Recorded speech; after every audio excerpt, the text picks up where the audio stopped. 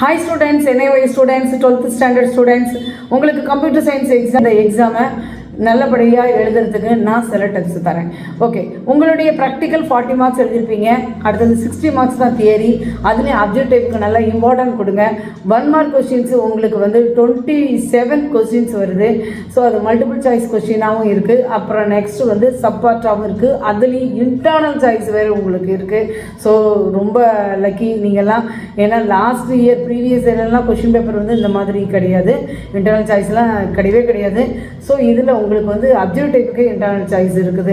So இந்த அதாவது April 2024 இந்த new question paper pattern. Okay right. அடுத்தது 2 மார்க் கொஸ்டின்ஸ் 7 கொஸ்டின்ஸ் இருக்குது. 3 மார்க்ஸ் ஒன்லி 2 கொஸ்டின்ஸ். அதேமாதிரி லாங் ஆன்சர்னு சொல்லக்கூடிய 4 மார்க் கொஸ்டின்ஸும் 2 கொஸ்டின்ஸ் தான்.